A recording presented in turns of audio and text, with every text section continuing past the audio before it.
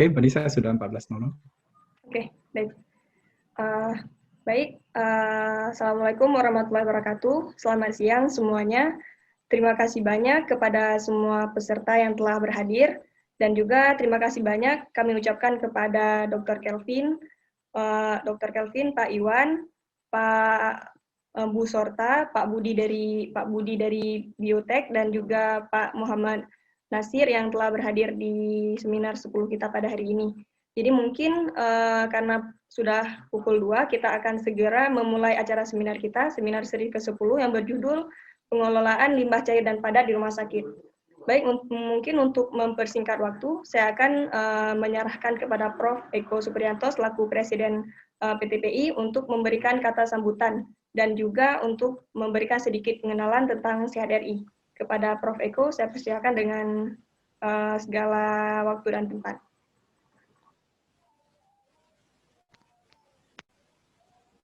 Selamat siang. Terima kasih Mbak Nisa. Assalamualaikum warahmatullahi wabarakatuh. Salam sejahtera, Om Swastiastu, dan salam sehat untuk kita semua. Jadi selamat berjumpa kembali pada siang hari ini. Ya, kita dalam kondisi yang selalu sehat, mudah-mudahan. Seperti biasa hari ini ya saya akan mengantarkan sedikit tentang seminar, mungkin yang tadi sudah diberikan oleh Mbak Nisa akan saya teruskan, dan juga saya update sosialisasi tentang program PTPI. Nah, di sini saya ada moto baru, jadi karena limbah adalah salah satu nanti persyaratan untuk Green Hospital, maka ingat Smart Hospital, ya seharusnya mengingat PTPI. Tentunya yang pertama kami mengucapkan terima kasih kepada Kemenkes yang selalu mendukung kita. Ya, terima kasih Pak Iwan sudah hadir pada hari ini sebagai moderator. Kemudian juga dari Kementerian Lingkungan Hidup dan Kehutanan Republik Indonesia. Kemudian tidak lupa juga selalu saya mengucapkan terima kasih kepada organisasi profesi seperti IAKMI, RSI, IKESINDO yang terus-menerus mensupport acara-acara kami. Kemudian terima kasih juga PT Bioteknologi Surabaya yang kali ini mensponsori kegiatan hari kami pada hari ini. Tentunya tidak lupa juga pada pihak lain yang terus berkontribusi dalam persiapan dan pelaksanaan seminar ini. Terima kasih. Jadi kalau menurut WHO, ini ada sebuah catatan pada tahun 2017 bahwa smart itu atau healthcare facility yang smart adalah yang memenuhi fungsi safe, green, dan cost efektif. Jadi ini adalah menurut WHO. Kemudian pengelolaan limbah yang baik adalah salah satu parameter penting dalam rumah sakit yang green tadi. Jadi tidak jauh hubungannya ataupun sangat dekat hubungannya antara limbah dengan smart. Karena itulah program ini harus kita implementasikan. Jadi hari ini kita akan fokus pada pengelolaan limbah cair dan padat di rumah sakit. Ya. Jadi tadi mungkin Mbak Nisa sudah memberikan, saya akan terus, akan skip. Jadi hari ini kita sudah masuki seminar yang ke-10. Setelah kita mulai dari HVAC dulu, mengingatkan lagi gas medik, dan seterusnya. Hari ini kita masuk pada sistem pengelolaan limbah di rumah sakit, atau mungkin tadi yang lebih tepat seperti dalam judul. Dan selanjutnya kita akan dalam 2 minggu lagi kita akan mungkin ya, ini masih to be confirm, memberikan sebuah seminar yang bertemakan peralatan medis berbasis radiasi pengion. Jadi mungkin pada Desember, mungkin ini boleh di-note nantinya. Dan mungkin masih ada 1 atau 2 lagi yang akan kita selenggarakan pada tahun ini. Kemudian juga mengingatkan kembali, jadi tahun ini kita akan, atau kita telah ataupun sedang melaksanakan workshop master plan pembangunan sistem informasi dan komunikasi 4.0 atau ya dalam bahasa barunya disebut sebagai sistem fisik maya rumah sakit atau dalam bahasa Inggris disebut sebagai cyber physical system sedang kita laksanakan dan mungkin masih sampai akhir bulan ini ataupun awal bulan depan. Kemudian workshop 2 berkaitan dengan master plan dan detail engineering design sedang dalam tahap perancangan, ya mudah-mudahan bisa dilaksanakan tahun ini. Nah, ini adalah workshop yang sedang kita laksanakan, yaitu sistem fisik maya rumah sakit. Nah, sekarang ini sudah masuk ke minggu ketiga, akan diteruskan sampai minggu kelima. Cuman sekarang ini karena ada beberapa yang sudah menanyakan kembali, maka kami membuka lagi pendaftaran yang mungkin nantinya akan diselenggarakan. Workshopnya ini berlanjut pada tanggal 6 Januari. Akan diselenggarakan lagi workshop tentang bagaimana sih membuat master plan ataupun cetak biru sebuah smart hospital. Jadi ini nanti akan 6 Januari. Silahkan yang berminat untuk bisa mendaftar kembali. Jadi kita ada waktu 1 bulan lebih untuk pendaftaran. Kemudian sebagai update progres Sehat RI dan Smart RS, ya. Jadi merupakan program PTPI dari tahun 2020 sampai 2024 ini mencoba untuk mengembangkan distributed and connected smart healthcare. Jadi bagaimana nanti rumah sakit Indonesia terkoneksi ya dalam jejaring smart RS ataupun rumah sakit ataupun smart hospital. Jadi kita sudah menginisiasi untuk membuat smart RS untuk aset, kemudian listrik pun saya lihat sudah sebagian besar sudah siap. Kemudian akan dilanjutkan atau sedang dalam tahap lanjutan sekarang ini untuk pembuatan yang pasien, SDM, finansial, dan juga klinik. Ini akan terus-menerus. Kemudian sistem ini kita akan hubungkan kepada Sehat RI yang kita harapkan yang ada di sini, yang hadir pada hari ini, tentunya sudah mengenal ini dan akan menggunakan untuk seterusnya. Jadi pelan-pelan kita akan linkkan seluruh rumah sakit di Indonesia, kemudian tentunya dengan klinik, apotek, kemudian industri alkes dan BPJS. Kita pelan-pelan menuju ke sana untuk mengintegrasikan atau membuat sebuah sistem di Indonesia smart healthcare yang memiliki fungsi yang kuat. Jadi yang ada grey ini ataupun abu-abu ini adalah yang sudah kita laksanakan. Jadi kita sudah melaksanakan workshop dalam bidang gas, kelistrikan, teknologi 4.0, tentang bangunan, tentang udara. Hari ini kita masuk limbah. Sebelumnya ada kebakaran, kemudian juga pernah ada petir dan grounding. Jadi ini adalah bagian-bagian dari sarana dan prasarana di rumah sakit yang akan kita koneksikan menggunakan Smart RS. Jadi nanti bagaimana sterilisasi, radiasi pengion, kemudian air, mekanik, ini semua bisa kita lihat melalui aplikasi Smart RS. Dan ini kita implementasikan di rumah sakit serta kita hubungkan dengan pasien, SDM, keuangan dan seterusnya. Nah, ini adalah mimpi besar yang ingin kita implementasikan oleh PTPI, implementasikan sehingga nanti pelan-pelan dengan biaya yang serendah-rendahnya rumah sakit Indonesia menjadi lebih smart. Jadi ini contohnya adalah Smart RS untuk aset listrik yang sedang dalam testing sekarang ini. Nanti segera mungkin akan di-launching. Kalau kita bicara tadi tentang Smart RS, merupakan aplikasi yang berfokus pada pasien. Kemudian bagaimana untuk stafnya? Maka kami membuat sebuah aplikasi yang kita sebut sebagai Sehat RI. Jadi Sehat RI ini merupakan aplikasi yang berfokus kepada staf ya. Tapi meskipun demikian, kedua-duanya adalah dalam rangka untuk menjaga keberlanjutan institusi. Jadi adalah Smart RS dan Sehat RI adalah dua hal yang berhubungan. Jadi ini saya screenshot aplikasi Sehat RI yang berbasis web yang kita gunakan untuk rumah sakit. Jadi kalau kita lihat di sini, ya nanti ada tentang rumah sakitnya. Kemudian di sini ada layanan umum seperti apotek, rawat inap, rawat jalan, telemedis dan temu janji dokter masih sederhana. Kita juga berikan modul isolasi, tes PCR dan vaksin. Ini khususnya untuk layanan COVID. Kemudian nanti ada modul untuk staff, saya yang ini. Kemudian pengunjung, serta di sini sudah ada Smart Hospital. Ya.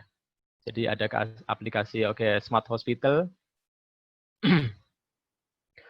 Yang mana disitulah nanti pintu masuk untuk ke prasarana, sarana, dan hal-hal yang berkaitan dengan teknik perumah sakitan. Jadi di situ nanti para ahli teknik di PTPI akan mengelingkan kepakarannya dalam Smart RS ini. Jadi siapa yang belum punya, silahkan nanti download Sehat RI individu. Kalau yang rumah sakit, download di Sehat RI institusi ya. Ini untuk mobile apps-nya. Kalau untuk webnya, silahkan register di website. Jadi sekarang ini kita berikan secara gratis. Kemudian nanti setiap orang akan punya referral. Nah, ke depan, kode referral ini akan digunakan oleh setiap peserta untuk mendaftar seminar. Jadi ke depan, cukup menggunakan kode referral saja melalui apps untuk bisa mendaftar di seminar-seminar PTPI selanjutnya. Jadi kita versi 1.9 sudah keluar hari ini tadi. Jadi nanti di sana Bapak Ibu bisa melihat perkembangan jumlah anggota yang masuk ke dalam SEAT RI ya. Jadi saya lihat tadi hari ini tadi sudah ada sekitar 4.800 sekian, 4.845 anggota yang mendaftar dan ada 66 institusi, kebanyakan rumah sakit sebagai member SEAT RI. Dan ini tentunya akan kita teruskan. Kemudian nanti di layar ini penting. Jadi di tempat ini nanti beberapa broadcasting yang berhubungan dengan informasi PTPI akan kita lewatkan melalui mobile aplikasi ini. Karena itulah kalau tidak mempunyai mobile aplikasi ini akan sulit berkomunikasi tentunya. Karena itulah kita harapkan SEAT RI ini digunakan. Jadi kemudian dari sini nanti Anda atau Bapak Ibu bisa melihat resiko COVID di sekitarnya, dan ada fungsi-fungsi lain tentunya untuk kesehatan dan seterusnya. Dan ini adalah nanti resiko setiap orang akan nampak di sini. Ini adalah aplikasi yang untuk institusi yang kita gunakan untuk mengecek 3M dan juga untuk melihat ketika karyawan masuk dan keluar kantor. Aplikasi yang uji PCR juga sudah siap. Jadi kami juga menerima rumah sakit yang mempunyai lab PCR bisa mendaftar ke kami. Jadi nanti kalau ada anggota yang mau melakukan PCR bisa menggunakan aplikasi kami. Ya. Kemudian masuk nanti ke masing-masing website-nya. Kemudian hubungi dokter, sudah siap, sekarang lagi tes. Dan ini akan kita launch mungkin tanggal 30 November ini ya untuk yang hubungi dokter. Jadi dari sini nanti fungsi telemedicine sudah bisa jalan. Kemudian nanti akan ada tentunya PCR tadi sudah, dan yang terakhir vaksin yang ya direncanakan sebelum akhir ataupun pada awal tahun depan kita sudah bisa menggunakan untuk pesan vaksin dan seterusnya. Ini adalah roadmap-nya. Jadi kita baru mulai rilis 1.0 pada 30 September. Tim terus yang malam bekerja sehingga pada hari ini kita merilis yang 1.9. Tentunya masih banyak kekurangan, karena itulah mohon maklumnya, dan kita terus mengimprove-nya. Kemudian ya. Sebetulnya di Play Store kita sudah ada, sudah di-approve, tetapi kita belum launch. Nanti kita akan launch untuk versi 2 saja, yaitu mungkin pada 1 Desember ataupun dalam pertemuan berikutnya. Dan versi 3.0 yang mana fungsinya lebih kuat lagi, itu kita akan launch di tahun 2021 Januari. Aplikasi ini adalah nanti akan menghubungkan tentunya rumah sakit, klinik, farmasi, ya. Itu adalah yang berkaitan dengan SEAT RI. Jadi sebagai perkumpulan teknik perumahsakitan Indonesia, kita akan mencoba membuat jejaring, yaitu jejaring fasilitas kesehatan, kemudian kementerian, badan, dan dinas, serta industri penunjang. Satu lagi adalah jejaring dokter, insinyur, ekonom, dan seterusnya. Jadi dengan melalui aplikasi SEAT RI ini, kalau kita lihat, sekarang ini kami sudah ada 4.845 member. Kemudian ada 3 institusi pemerintahan yang bergabung, kemudian 52 fasilitas kesehatan, dan 11 industri penunjang. Dan saya harapkan ini terus naik, mencapai semaksimum mungkin yang bisa kita dapat. Jadi PTPI ini tentunya nantinya akan membuat untuk SDM pelatihan, penilaian, dan sertifikasi. Untuk industri penunjang adalah untuk penilaian, sertifikasi, dan sosialisasi. Kemudian untuk fasilitas kesehatan adalah penilaian smartifikasi, jadi smartifikasi dan sertifikasi, serta untuk pemerintah ataupun lembaga untuk evaluasi, membuat rekomendasi, dan sosialisasi kebijakan. Karena itulah saya akan dibantu oleh 3 wapres, yaitu wapres bidang industri penunjang, bidang fasilitas kesehatan, dan bidang SDM. Sebetulnya ada satu lagi yang saya plan, yaitu bidang hubungan lembaga dan kementerian. Tujuannya adalah untuk industri penunjang supaya industri penunjang pun smart dan berkelanjutan. Dokter, insinyur, ekonom pun kompeten, bermanfaat, dan inovatif. Kebijakan pemerintah bermutu dan tepat sasaran. Yang terpenting adalah rumah sakit selamat, bermanfaat, bermutu, aman, mereka baru, ramah lingkungan, dan terjangkau. Inilah fungsi dari SEAT RI dan Smart RS yang kami kembangkan. Jadi Smart RS ini akan dan SEAT RI akan melakukan registrasi mempersonalisasi, memberikan notifikasi, mengintegrasikan berbagai hal di Indonesia, sehingga kita bisa sharing facility, kita bisa sharing expertise, sharing spesialis, dan seterusnya. Yang tentunya akan bermanfaat tidak hanya bagi rakyat, tetapi juga bagi rumah sakitnya sendiri. Kemudian melakukan utilisasi, komersialisasi, berbagai kepakaran, sertifikasi, dan yang terpenting smartisasi. Jadi sesuai dengan misi kita adalah bagaimana menjadikan rumah sakit Indonesia yang smart, ya visinya. Dengan misi adalah menghubungkan, mensinergikan, dan mengharmoniskan berbagai stakeholder, yaitu industri penunjangnya, SDM-nya, lembaga pemerintahnya, untuk menjadikan Vaskes di Indonesia smart tadi. Kemudian update sedikit tentang keorganisasian. Jadi setelah beberapa lama dan ya insya Allah tahun depan akan kita launch keorganisasian ini. Jadi kita menggunakan konsep organisasi yang disebut sebagai wirarki atau organisme. Kita tidak menggunakan struktur yang mekanik, yaitu struktur yang lean dan cepat dalam struktur baru. Di mana saya nanti ataupun Presiden dibantu oleh 4 wapres, yaitu bidang Vaskes, kemudian SDM, kemudian bidang industri, penunjang kesehatan, serta bidang lembaga dan ormas penunjang kesehatan. Jadi ada 4, kemudian ada kerumah tanggaan, administrasi keuangan, humas, hukum dan kepanitiaan, kemudian bidang-bidang keahlian, nanti akan ada ahli-ahli bangunan, mekanik, listrik, gas, udara, dan seterusnya. Kemudian juga ada kepala-kepala regional yang secara fisik nyata nanti akan melihat rumah sakit di setiap provinsi masing-masing. Kemudian tentunya kami akan ada dewan pengawas dan dewan pakar dan etik yang berupaya untuk melihat kita dan juga selalu mendorong ke arah yang lebih baik. Kemudian dari sisi keanggotaan kita ada 3 grup di sini, di mana Wapres SDM akan mengurusi anggota perorangan, kemudian bidang Vaskes akan mengurusi anggota institusi fasilitas kesehatan, dan yang Jangkes akan melihat anggota institusi industri penunjang kesehatan.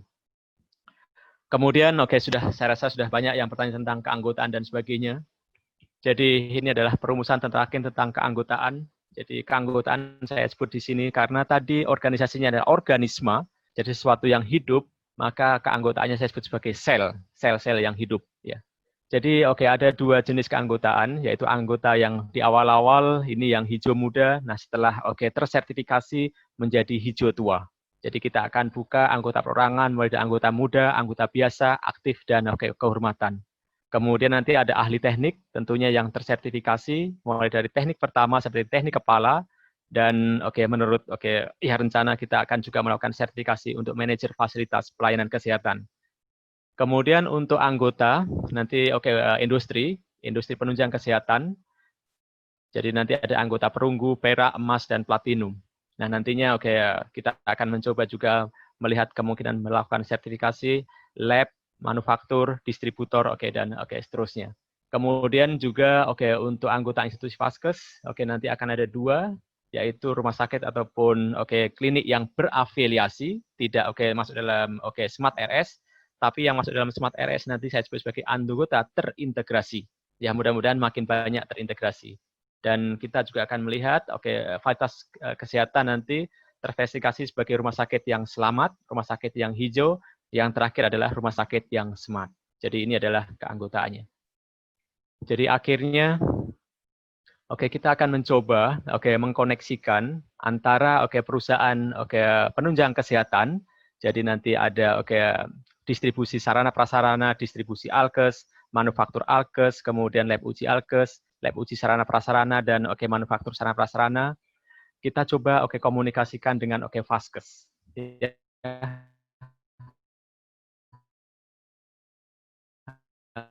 Menggunakan metode jalur yang transparan atau akuntabel. Dan juga kita melibatkan SDM-SDM yang ada, apakah itu yang bekerja di Vaskes atau sebagai staf fasilitas kesehatan, dan juga staf perjangkes ataupun staf yang bekerja di industri ataupun perusahaan penunjang kesehatan, serta para trainer dan para konsultan. Kita akan bersama-sama melalui PTPI bagaimana ini kita bisa bersama. Tapi harapannya ya semuanya menjadi member Sehat RI. Dengan begini kita akan mudah terlayani. Jadi fungsinya adalah bahwa kemudian perusahaan penunjang kesehatan ini bisa menjual layanan dan produknya untuk Vaskes. Kemudian Vaskesnya sendiri bisa memberikan layanan dan menjual produk untuk rakyat. Kemudian orang-orangnya tentunya bisa menjual layanan untuk Vaskes dan juga penunjang kesehatan. Selamat siang Pak Yunus Kemudian dari Rumah Sakit. untuk Kemenkes tentunya untuk meregulasi Percankes dan Vaskes. Kemudian BPJS membayar Vaskes. Bapak kan sudah punya izin. Kemudian untuk cloud-nya adalah untuk melakukan pendataan yang ada. Jadi inilah gambaran ke depan bagaimana link antara perusahaan, perorangan dan juga fasilitas kesehatan. Kemudian di sini ada lembaga pendidikan, ormas-ormas yang lain, BPJS dan Kemenkes. Terakhir. Langkah selanjutnya jadi daftarkan diri Anda yang belum mendaftar dan institusi Anda sebagai anggota Sehat RI. Kami melakukan sosialisasi setiap hari Senin sampai Jumat pukul 2 dan pukul 7 malam. Kemudian selalu ikuti program kami baik itu seminar, publikasi ataupun kegiatan yang lain.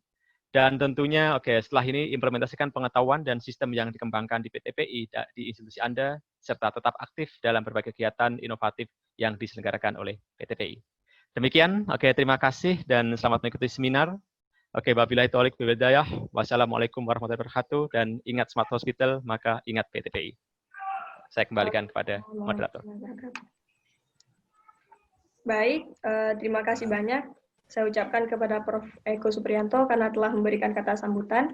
Mungkin selanjutnya akan dilanjutkan oleh pembukaan dan juga keynote speech dari Bapak Insinyur Ahmad Gunawan Wijaksono. Mungkin sebelum kita melanjutkan kepada beliau, saya akan sedikit membacakan biodata CV dari Pak Ahmad Gunawan.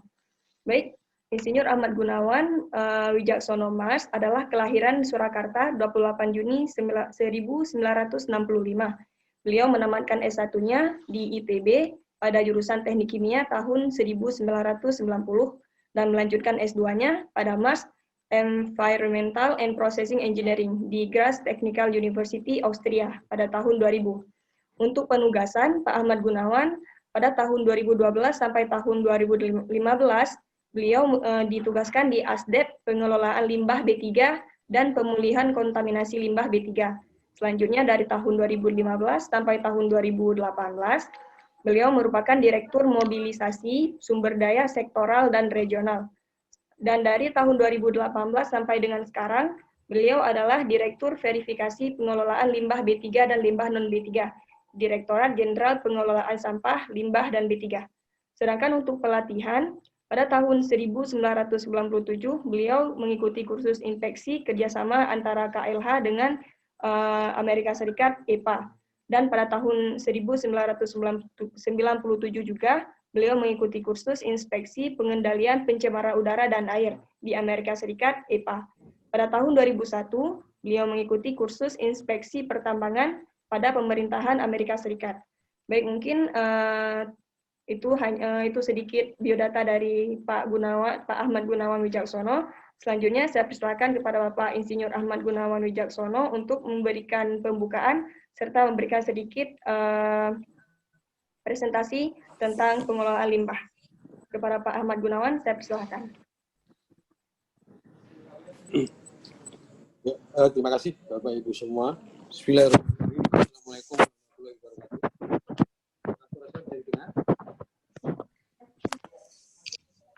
Suara saya bisa dengar ya? Sepertinya kecil Pak ya.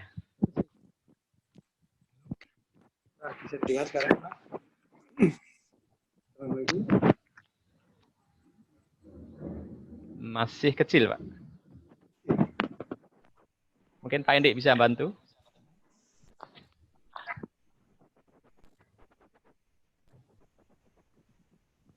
Ya. Bisa dicoba ulang Pak.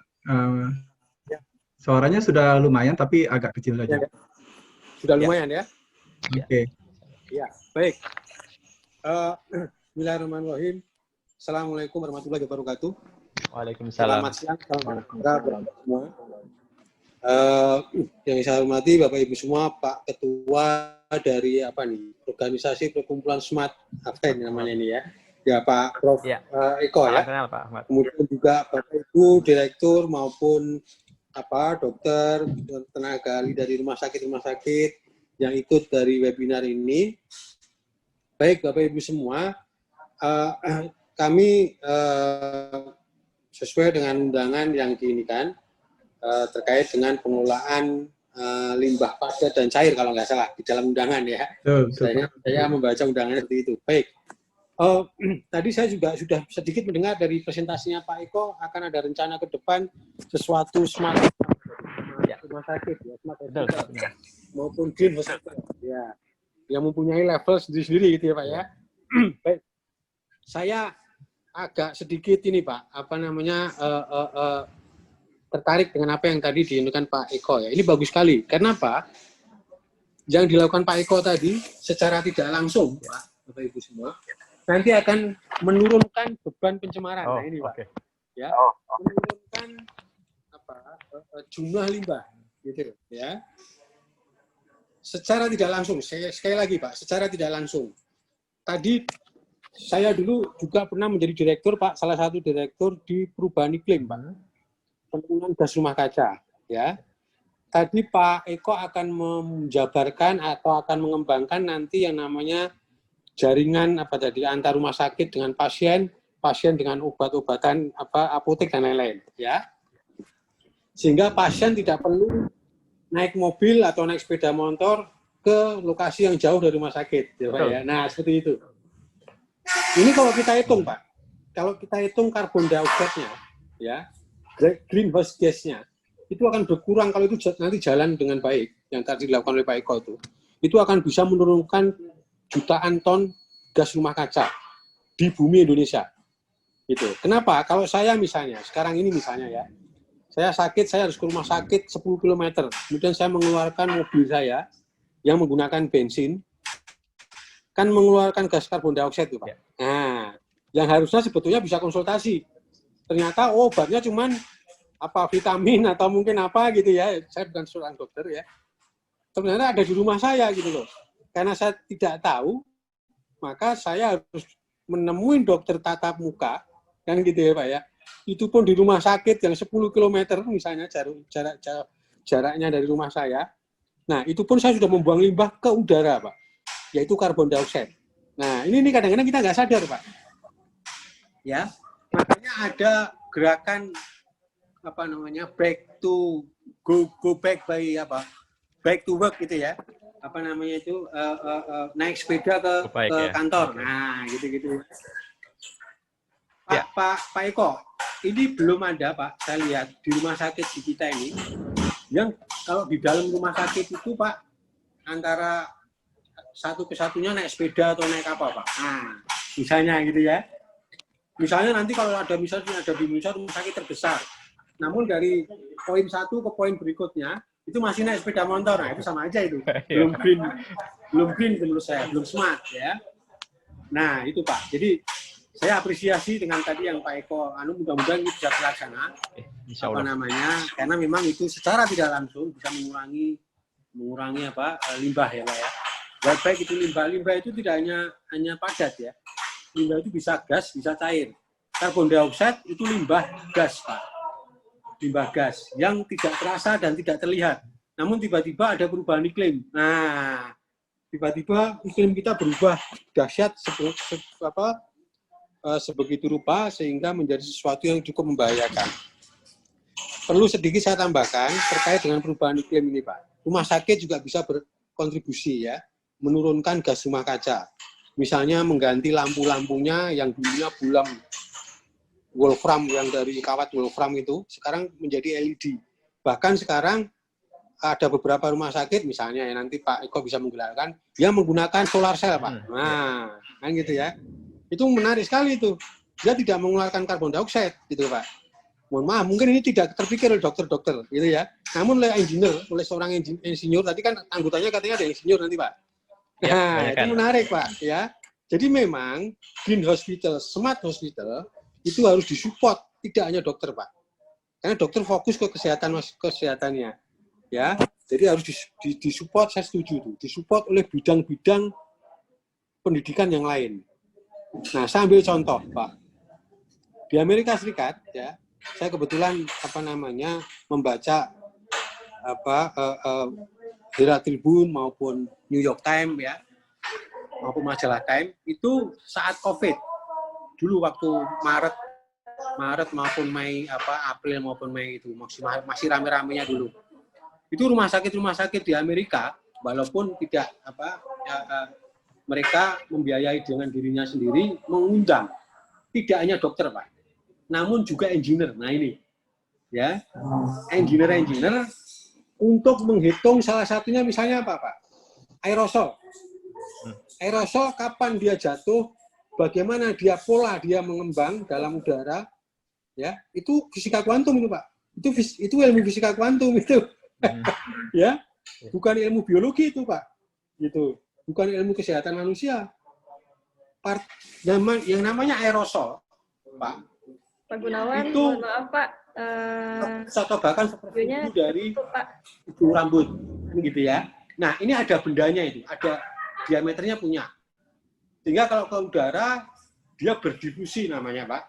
Dia bahkan ada perhitungannya itu rata-rata 185 cm ya, karena rata-rata orang Amerika itu bule-bule itu tingginya 180-190. Nah itu jatuh ke dalam sampai ke bawah itu kurang lebih 8 jam misalnya seperti itu.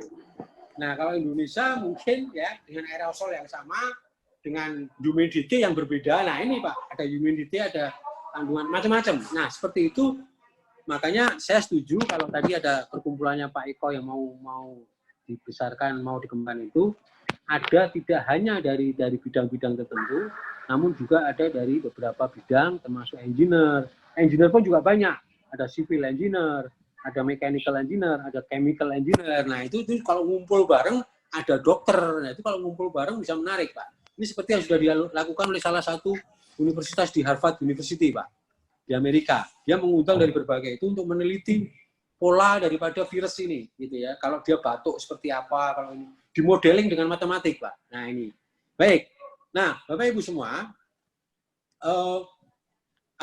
tadi saya ada presentasi, namun nanti presentasi ini bisa di-share ke beberapa peserta ya. Saya akan anukan sedikit Pak terkait dengan undangan yang disampaikan ke kita, yaitu terkait dengan limbah padat atau limbah cair ya dari rumah sakit.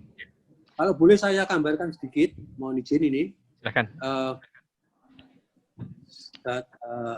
Screen ya, mudah-mudahan.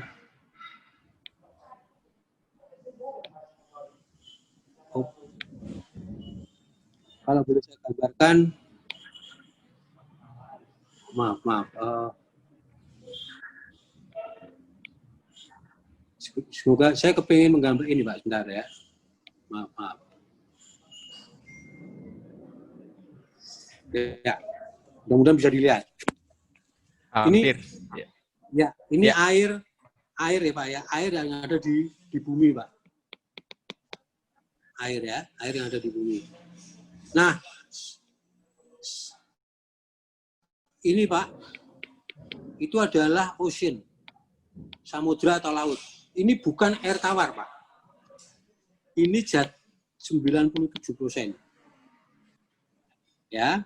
Kemudian ini air lain-lain Pak, lain-lain ini ya, macam-macam. Itu 0, sekian persen lah ya, 0,5% lah let's say.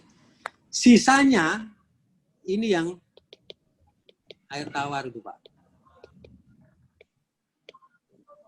Berarti air termasuk air yang digunakan oleh rumah sakit, gitu ya. Jadi hanya 1,2% Pak, kurang lebih. Ya, atau 1,5% lah ya. Yang penting kurang dari 2% dari air yang ada di bumi. Kalau ini rusak atau kita cemari, Bapak bisa bayangkan, karena kita tidak bisa menggunakan air yang ini Pak. Kalau bisa kita gunakan, namun kita harus melakukan proses desalinasi. Ini perlu cost, biaya. Ini yang dilakukan oleh Arab Saudi kan, memproses dari air laut. Nah gitu ya. Nah, tapi kita bicara yang 1,2% ini, yang gratis diberikan alam. 1,2 ini Pak, ini kita bagi lagi Pak. Ya, ini kita bagi lagi menjadi ini kurang lebih 2% lah ya, saya sebut 2%. 2 atau 2,5% ya. Sisanya dari 97%, namun kurang dari 3% yang jelas. Nah, 2,5% ini Pak, ini kita bagi lagi nih Pak. Ya, yang kita bagi lagi ada yang glasier,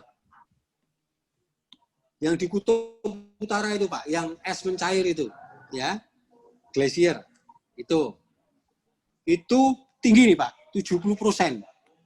Dari berapa? Dari 2,5%. Jadi bukan dari 100% ya Pak ya, tapi dari 2,5, 70%. Ya. Nah, kemudian 30%-nya itu yang ada dalam air tanah. Water table ya, di bawah water table itu Pak. Nah, jadi 32 lah ya. Sisanya kalau ini 28% ya. Sehingga kurang lebih 2% Pak. 2% dari 2,5%. Inilah yang disebut dengan air permukaan Pak, air yang kita gunakan itu. Bapak bisa bayangkan, kalau kita termasuk yang digunakan oleh rumah sakit, hotel, industri dan lain-lain. Ya, jadi jangan dipikirkan bahwasanya air minum kita itu adalah diambilnya dari air laut. Bukan, gitu ya. Jadi itu adalah air permukaan yang tadi Pak, 2,5% tadi, kemudian dibagi lagi 70%-nya lari ke kutub utara, ya, kemudian menjadi glasier dan lain-lain, sisanya ke sungai dan macam-macam, tinggal 2% yang kita gunakan. Nah, maka begitu kecilnya itu air yang kita manfaatkan, kita harus olah sedemikian rupa, kita harus manfaatkan sedemikian rupa. Nah, Bapak Ibu semua, sesuai dengan yang tadi kita bahas dari berbagai sisi, tidak dari berbagai sisi satu sisi, namun dari berbagai sisi ya, termasuk bahkan tadi gas rumah kaca dan lain-lain. Nah, ini yang dilakukan oleh teman-teman dari Kementerian Kesehatan, dari Persatuan Rumah Sakit Indonesia, macam-macam, itu sering bicara medical waste. Saya pikir saya tidak banyak bicara medical waste. Medical waste Bapak Ibu semua udah tahu lah ya. Itu limbah B3, itu harus dikelola dan lain-lain. Namun saya bicara di sini 2 poin ya Pak ya. 2 poin Pak. Mohon izin Pak Gunawan. Ya. Ya, Pak Gunawan boleh kita batasi sedikit Pak, sekitar 5 menit lagi begitu. Oh, 5 menit lagi, baik. Kalau baik, begitu baik. Saya kembali ke slide, ada slide penting Pak di situ. Mohon izin. Oke. Baik. Ya, ada slide yang penting, kalau boleh di-share. Boleh stop screen dulu Pak? Ya, silakan. Pak Nisa, silakan. Ada nomor berapa tadi? Ada, coba nanti kita lihat. Ada satu slide saja Pak, karena itu penting buat kita ketahui terkait dengan pengelolaan limbah. Terus saja Pak, terus saja. Karena ini slide ini sering kita bahas juga ya di dalam sosialisasi dan lain-lain. Nah, stop Pak, stop. Bukan Pak, sebentar. Kembali ke yang tadi Pak. Sebelumnya. Ya ini. Bapak Ibu semua, bukan Pak, yang tadi Pak. Mohon maaf. Yang tadi, ini. Ya, baik. Bapak Ibu semua, pengelolaan limbah tadi B3 ini. Ya, ini ya. Baik, saya mau bicara ini Pak. Terkait dengan ini Pak, pengelolaan limbah B3 ini ada kegiatan yang meliputi pengurangan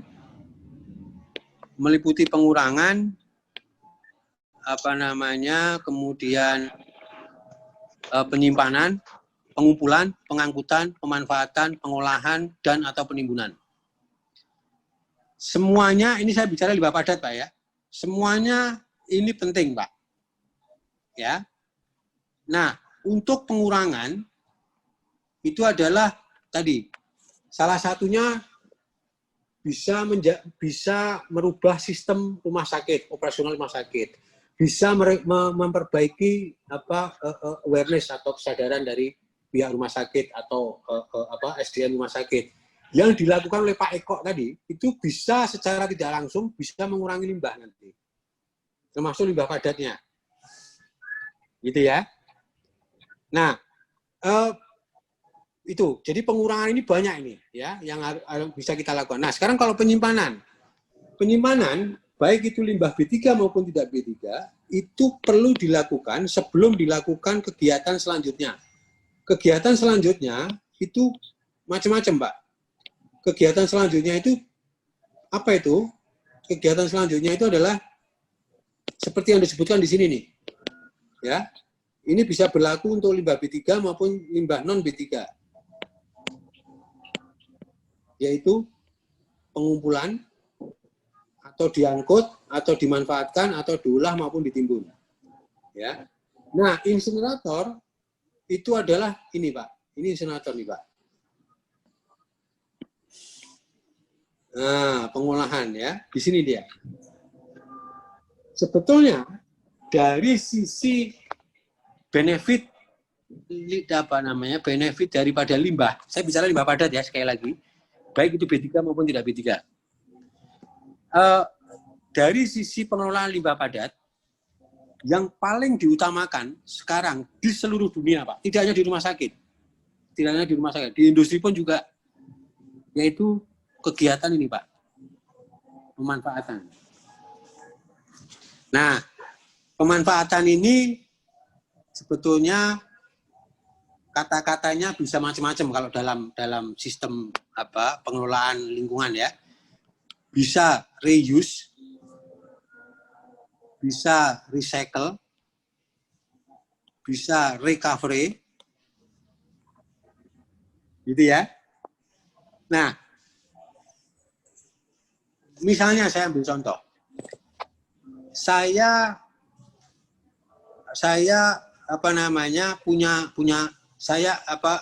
dalam satu RT itu ada 10 rumah misalnya. Ini hanya misal saja. Namun rumah nomor 1 itu limbahnya paling banyak dibandingkan rumah nomor 2, 3, 4, 5 sampai 10. Kenapa? Karena rumah di nomor 1 itu setiap makan piringnya selalu menggunakan piring kertas yang sekali buang, Pak. Nah, sementara yang nomor 2, 3 sampai 9, 10 tadi selalu dia menggunakan piring yang bisa dicuci. Nah, itulah reuse, Pak. Ya. Nah, itu, Pak. Maka coba bisa dilihat lagi nanti di programnya Pak Eko nanti bisa dimasukkan eksplorasi potensi pemanfaatan limbah atau eksplorasi potensi pengurangan limbah atau eksplorasi penggunaan kembali limbah dan lain-lain lah ya. Nah, jadi ternyata gara-gara piring yang bisa dicuci dengan yang dari kertas itu pun akan berbeda, Pak ya. Nah, ada juga levelnya yang sedikit lebih sulit yaitu recycle. Recycle ini sesuatu yang sudah menjadi limbah namun dia nanti dikumpulkan kembali oleh pihak ketiga untuk dibikin menjadi yang baru lagi. Ya, itu recycle, Pak. Misalnya piring kertas tadi diambil oleh pemulung dikirim ke mana? Ke pihak ketiga. Pemulung dikirim ke mana? Pabrik kertas dijadikan lagi piring kertas. Terus itu recycle, Pak. Nah, apa itu recovery? Kalau saya menganukan misalnya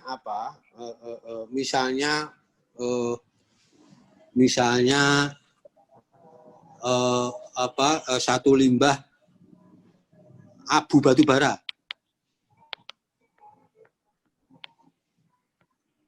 Nah, abu batu bara. Ini bisa saya ambil silikanya, Pak. Untuk saya gunakan ke pabrik semen. Ya. Karena abu batu bara itu mengandung silika. Nah, seperti itu. Jadi recovery itu mengambil sesuatu sehingga kalau ini penggunaan kembali, ini recycle, ini penggunaan kembali namun perlu proses. Kalau recovery ini mengambil tidak atau kurang dari 100%, ya, recovery itu kurang dari 100%, ya, dan perlu proses. Nah, itu recovery. Jadi ini yang lebih sulit lagi nih recovery, ya. Nah, kalau Tapi tiga-tiganya ini Pak, saya mendapatkan sesuatu. Baik reuse, recycle, maupun recovery. Kalau saya timbun, saya tidak mendapatkan sesuatu, namun saya menambah luas permukaan yang saya gunakan untuk penimbunan. Begitu saya lakukan penimbunan, maka disitulah terjadi kemungkinan besar akan terjadi pencemaran dan lain sebagainya. Nah, sehingga penimbunan ini opsi terakhir, Pak, di dalam pengelolaan limbah.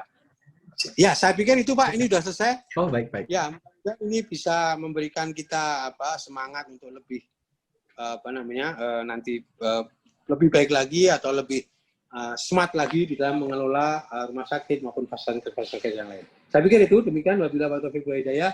Wassalamualaikum warahmatullahi wabarakatuh.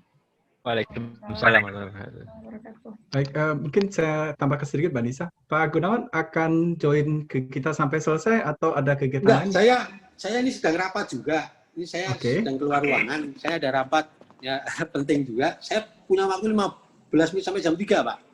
Sampai jam 3? Ya. Oke. Baik, kalau gitu kita boleh buka sesi tanya jawab sedikit gitu. Silakan. Sampai jam 3. Ya, Mbak Nisa mungkin bisa bantu tanya jawab. Kalau baik, mungkin saya bantu aja. Baik, dari arah audiens bisa kasih satu pertanyaan dulu ke Pak Gunawan. Kalau boleh silakan saya rasakan ya. Ini sudah ada Bu Melani Paji. Boleh silakan Ibu bisa lanjutkan pertanyaannya kalau ada yang ditanyakan.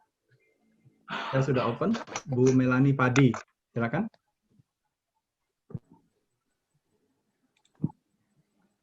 Halo, Bu Melani. Oh, baik. Ada Pak Hardo. Ya, Pak Hardo, silakan. Ada Pak Eka Patma. Silakan Pak Eka Patma. Ya, Pak Eka. Silakan Pak Eka. Kok iso aku kok ana jenengku Mbak Eka Patma, silakan. Halo. Oke, mungkin dari pertanyaan dari PTBI, silakan kalau ada. Mungkin ini audiens masih belum off. Dari anggota PTBI ada yang mau ditanyakan? Silakan dulu, Pak. Izin bertanya, Pak Hendy. Oke, Dr. Beni. Ya, silakan Dr. Beni. Iya. Izin bertanya, Pak Gunawan. Jadi kalau tadi pengelolaan limbah itu bisa tiga itu diolah, diproses, disimpan, ditimbun. Kalau untuk masa COVID ini kan harapannya tidak boleh dimanfaatkan kembali dan harus diolah, itu yang pertama. Yang kedua ada yang tadi pengolahan insinerasi itu kan belum dibahas, biasanya menimbulkan konflik dengan masyarakat. Tapi ada penggantinya, itu dengan non-insinerasi bisa autoklav atau pirolisis. Nah, tetapi dari KLH itu ada kendala hasil pengolahan dari autoklav maupun pirolisis itu masih dianggap sebagai limbah dan tidak boleh dibuang sebagai domestik juga. Nah, itu pertanyaan kami Pak Gunawan, terima kasih. Ya, mungkin satu pertanyaan saja dulu Pak Gunawan, silakan. Terima kasih Pak. Maaf, siapa saya Pak Beni. Pak Beni. Ya. Terima kasih Pak Beni terkait dengan pertanyaan Pak Beni. Tentunya limbah COVID, Pak, itu karena tadi saya memang bicara limbah secara umum. Maaf tadi, terima kasih Pak diingatkan. Bukan spesifik limbah medis yang selama ini Bapak Ibu sering tangani. Kenapa? Karena memang sengaja undangan. Karena saya bicara limbah padat dan cair, jadi lebih. Namun Pak benar, Pak Beni tadi, itu tidak bisa dimanfaatkan dan harus segera diolah, Pak. Diolahnya adalah mengdesinfektan lah ibaratnya ya. Dia harus menghilangkan infeksiusnya itu. Kan itu limbah infeksius medical waste ya. Berarti harus salah satunya adalah di insinerator. Nah, Satu itu. Benar. Dan itu kalau mau disimpan, itu tidak boleh terlalu lama. Ya. Bisa kalah sedikit. Saya simpan di dalam temperatur kurang dari 0 derajat. Ya, itu energi itu tentunya ya. Itu perlu energi. Karena untuk menurunkan temperatur kan, penyimpanannya, ruangannya, dan lain sebagainya. Nah, atau enggak langsung bawa atau dalam waktu kurang dari 2 kali 24 jam dia sudah harus diolah, yaitu dibakar di insinerator. Tadi bicara tentang autoclave maupun pirolisis atau apa ya dan lain sebagainya, thermal treatment ya. Thermal treatment itu Pak adalah menaikkan suhu di atas suhu kamar. Termasuk insinerator itu thermal juga, thermal treatment, pengelolaan dengan thermal ya. Nah, autoclave itu temperaturnya bisa 200, bisa 120, bisa 150. Setiap bakteri itu berbeda-beda. Kayak bakteri TBC misalnya ya, atau virus atau apa itu TBC itu bisa dihilangkan dengan temperatur 120 derajat, namun kurang lebih selama 4 atau 5 menit misalnya. Itu setiap bakteri atau virus berbeda-beda, tergantung dari itu ada semua di referensi. Nah, kalau autoclave ya, namun autoclave-nya juga harus autoclave yang ibaratnya yang mampu membunuh atau menghilangkan atau membunuh bakteri maupun virus tadi ya. Dan waktunya jangan singkat, waktunya harus kurang lebih 30 menit. Nah, 30 menit itu hampir semuanya udah mati itu virus maupun itu karena temperaturnya cukup tinggi. Nah, sisanya memang yang namanya autoclave, Pak. Nah, ini Pak, yang namanya autoclave itu tidak mengurangi jumlah limbah. Nah, ini. Ya. Autoclave itu tidak mengurangi jumlah limbah. Dia hanya menghilangkan sifat infeksius limbah. Sehingga dia punya limbah kadaluarsa dari laboratorium misalnya. Misalnya asam sulfat sudah kadaluarsa, itu limbah B3 Pak. Namun tidak bisa saya masukkan ke dalam autoclave. Ya. Atau obat kadaluarsa misalnya. Obat kadaluarsa itu limbah B3 Pak. Namun tidak bisa saya masukkan autoclave. Nah, itu harus insinerator misalnya ya. Kalau insinerator bisa. Karena di sana ada combustion. Nah, maka perlu kita ini karena sehingga karena memang tidak mengurangi jumlah limbah, kelemahannya di situ Pak, kelemahannya autoclave itu. Maka limbah ini tidak boleh dibuang ke TPA, dia harus dimanfaatkan dibakar di insinerator atau bisa dimanfaatkan sebagai sumber energi, diserahkan ke pembangkit listrik tenaga sampah misalnya. Nanti kita ke depan insya Allah Pak, 5-10 tahun lagi kita akan banyak pembangkit listrik tenaga sampah nanti Pak. PLTSA namanya. Ya, gitu. Jadi Pak memang benar bahasanya itu tidak boleh dibuang ke tempat sampah. Ya, kenapa? Karena kalau dibuang ke tempat sampah akan menambah jumlah timbunan sampah Pak nanti. Sehingga dia harus bisa di-recycle atau dimanfaatkan kembali. Yang paling gampang memanfaatkan kembali adalah dengan mengambil energinya, Pak. Ya, yaitu dengan membakar tadi. Gitu. Nah, ini biasanya di pembangkit listrik tenaga sampah itu. Gitu ya. Saya pikir itu, Pak, Bapak Ibu moderator. Baik, terima kasih Pak Ahmad Gunawan. Kita cukupkan sedemikian. Mungkin kalau Bapak ada berkenan untuk meninggalkan ruangan, bisa dipersilakan gitu Pak. Boleh satu nanti kalau ada yang bisa tinggal Pak. Nanti kita ada Q&A di akhir presentasi, boleh ada yang ikut gitu? Buta ya, mudah-mudahan ada. Bu Sorta ya? Iya Pak Gun, ya, saya ada hadir tapi ya Pak Gun. Ya, itu Bu Sorta bisa mengikuti. Karena ini saya sedang rapat juga Pak terkait dengan RPP, sehingga saya nanti diteruskan oleh Ibu Buta. Ibu Buta nanti bisa ditanya jawab kalau misalnya ada kuis di akhir, Ibu Buta bisa menjawabnya nanti. Iya. Ya. Siap. Iya Pak Gun, ini juga lagi rapat masalah limbah COVID Pak Gun. Nah, ini Pak Bu Buta juga sedang rapat dengan 5 atau 10 6 rumah sakit kalau nggak salah. Jadi dia Bu Buta ada 2 atau 3 layar itu. Sekarang dia ada 2 atau 3 layar di depannya. Banyak Zoom Bu Buta sekarang. Ya. Iya Pak Gun. Ya. Siap. Saya terima kasih Pak Gun. Pak ya. Ya, terima kasih Pak Gun atas waktunya. Terima kasih. Terima kasih Pak Gun. Mohon izin untuk Pak ya. Baik Pak, makasih. Ya Mbak Nisa, silakan dilanjutkan. Baik, terima kasih banyak saya ucapkan kepada Bapak Insinyur Ahmad Gunawan karena telah memberikan beberapa presentasi tentang pengolahan limbah dan juga telah membuka acara kita. Baik, mungkin selanjutnya saya akan menyerahkan acara kepada Bapak Iwan Nevawan. Sebelum itu, saya akan sedikit membacakan tentang biodata beliau. Jadi, Pak Iwan Nevawan lahir di Metro pada tanggal 11 Desember 1963. Beliau menamatkan pendidikan S1-nya pada Fakultas Ilmu Kesehatan Masyarakat dari Universitas Indonesia dan melanjutkan S2 Ilmu Komunikasi Pasca Sarjana Universitas Muhammadiyah Jakarta. Untuk pelatihan, pada tahun 1996, beliau mengikuti Hazardous Waste Management Course di Australia. Dan pada tahun 2003, beliau mengikuti Wastewater Treatment Management Course di Ministry of Environment di Korea Selatan. Dan pada tahun 2008 mengikuti Hazardous Chemical Health Impacts di Research Center Bangkok, Thailand.